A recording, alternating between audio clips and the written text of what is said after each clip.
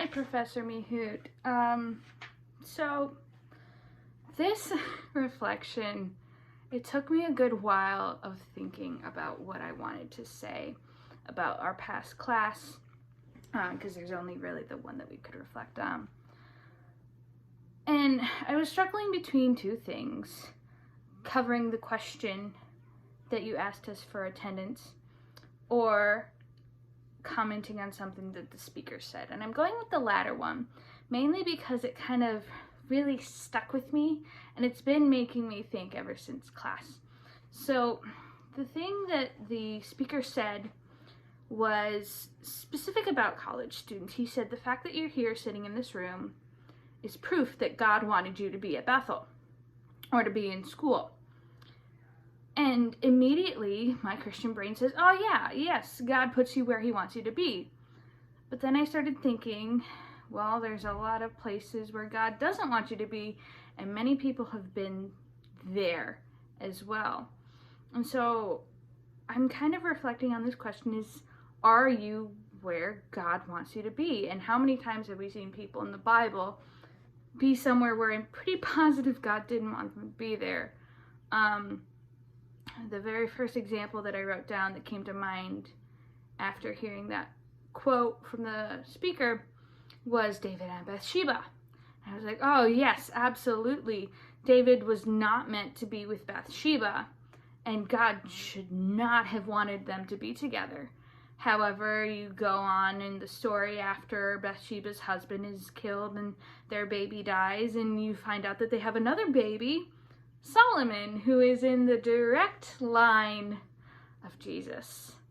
And so immediately I said, well, that's a bad example. Can't use that one because look, God used it for good. And then I also thought of the examples of the Tower of Babel and Joseph sold into slavery and Samson. But then I thought, wait a second, those are all in the Bible. I mean, yes, they seem like situations God didn't like, but he still used them for good, and we still see them as historical points for us to base our religion on and see all the bad that happened and how God has been able to transform that and use it for good today. And so I was sitting down for about 10 minutes trying to think of what in the world is a situation that God does not want people to be in. I mean, there's so many, and I couldn't go into like super illicit details, but I finally settled on the idea of children who are trafficked into making illicit videos where they have to show off their body and are forced to do things they don't want to do. I was like, there's no way that you can say that God wants those children to be there. However, it's very difficult to say, but there may be a reason for them to be there. And I'm not going to say that God wants them to be there and he's the reason that they're there, but God definitely takes those moments of us being somewhere he does not want us to be, and he turns it around and makes us have a reason for us to be there. So like I said with the David and Bathsheba example, yes, David already had, I think he had 2 other wives at that point. And here he is taking another wife, mainly just because he got her pregnant. But God takes that accident, that moment of, you're not where I want you to be, and he turns it into something that makes it, I don't know, it's hard to think about that that's what God does, but he does it so many times. I know there are times in my life where I probably should not have been in this situation, but God takes it and he's like, well, now you have a reason that you were in this situation, and I'm going to add this to your testimony.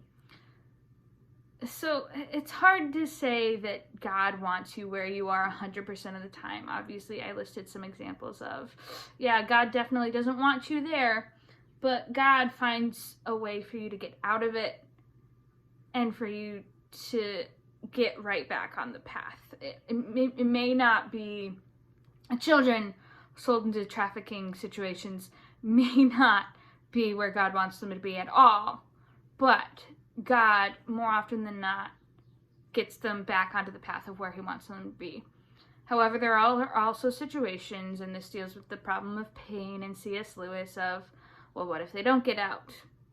Well, it's very difficult from there, and I'm not the best at tackling that question, but something I've always said, dealing with the problem of pain, and every time a professor's brought it up or somebody else has brought it up, is no matter what happens, somehow, somewhere, God has put it back onto his son. In some way, somebody was introduced to Jesus or saw just a glimpse of the love of God in those really, really bad situations.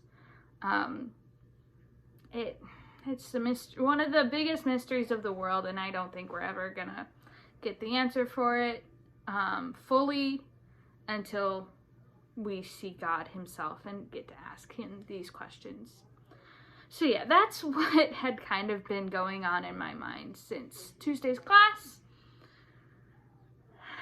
I still don't exactly have a great answer or response, but I mean, I agreed mostly with what the speaker had said, that yes, God puts us where he wants us to be, but there is the exception of there are times when we are not where God wants us to be. And so that's why I put all my thoughts into it. I should probably stop thinking about it because it's making me worry too much, and this assignment is over. So that's all I wanted to say. I'm looking forward to seeing you in class on Tuesday, and I hope you find this video enlightening, and I hope it was enough. If not, you'll probably tell me. See you in class.